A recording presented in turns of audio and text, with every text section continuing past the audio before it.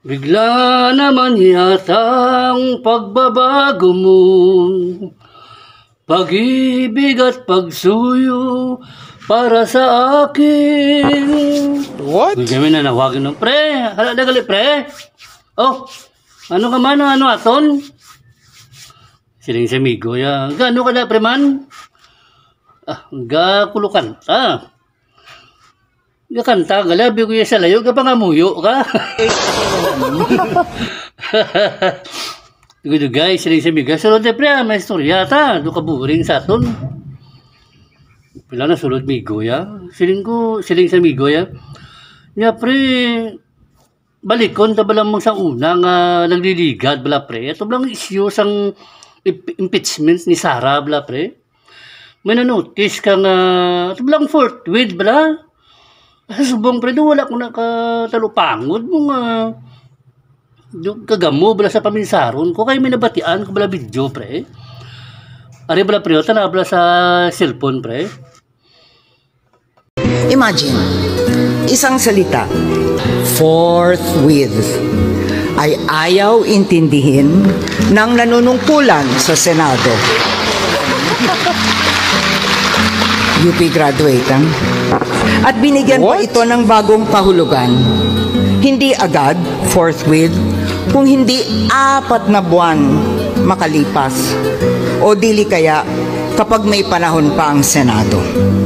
Dagdag niya, kasalanan ng mga gumawa ng ating saligang batas ang di umano'y kalabuan ng salitang forthwith.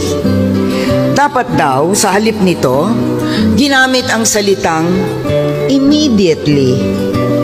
What utter nonsense. Yung problema mo da pre, nga do okay man na. Hindi pre, kay natatalopanggan ko pala pre. Sila sa amigo ya. Paano ka ba hambal pre ang Senate President sa una bla pre? Si Cheese to bla?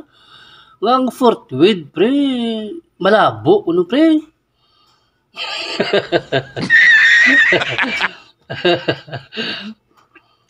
Siling klaro naman hambal sang bahid nga may mga tao yang bisan na alam ka pa pre. Kung hindi mo gustong intindihin ang salitang forthwith, malabo na ya pre. Pero ka pre, ang totoo naman yun. Ang forthwith pre, hindi na yan malabo. Mga ano sa pre mo, mga dugay na ng alingwahe nga English bala pre. Nga samtang ka dugay, gina-translate mo sa moderno nga English, so ang forthwith, mahimo na sa immediately. Kita mo mga lingwahe nga ginagamit sa una, gabasa ka Bible, why? Sila isang hindi ka basa galing ka ginabasa kuya pre ng moderno bala nga bago nga version bala New American Standard, New International Version, kaya ka nami basahon bala pre, kaya ka magaan lang niya English ya, pero nabaw lang English niya, sakto na sisimigo ya. Kaya muna sa nga mga version pre, mga moderno nga English, ang English ya pre nga mga luma wala pre, mga kinaraan nga English, amo na sang forthwith, amo na nga immediately. May harap man na pre nga D, ang THEE bala sa moderno nga English, yun na sa. So kung ginabasa kuya pre nga Bible, King James Version 1611, mga panahon ni Magellan ng mga version bala pre, mga lumang English na nga ang forthwith immediately na sa, hindi na sa malabo pre. Halimbawa ini mga verses tarabla pre o 1, 2, 3. Yara pag ito, ila sa mga verses makita ang pre mga forthwith ang ginabutang nila da, hindi ya immediately.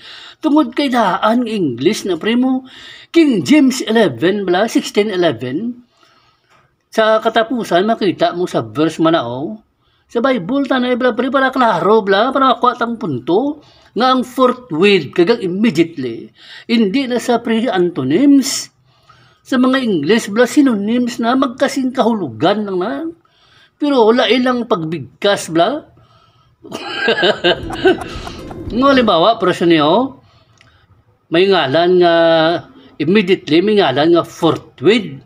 Yung ginhimo sang translation nga amo ina para hindi mag-redundant ang sentence bla pre.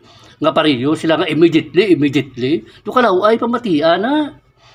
Yung para rhyme, imuo na immediately, forthwith. Isa na sila gyapon. So ang punto dia pre nga ang forthwith kagang immediately, hindi na sa pre malabo intindihin. Nga kung sa ato niya pag-insindi pre, to execute immediately. Sa mga Ilonggo pa bala, himuon na yun. Sila yung sa amigo, ya. Dude ka, pre. Dude ka, klaro man na, pre, sang forthwith. Immediately, mga ligyapo na. Paano magsiling yung Senate President? Ginbaso, liya pa yung 1987, yung nagbuhat sa ngayib, la, maduk malabo, no?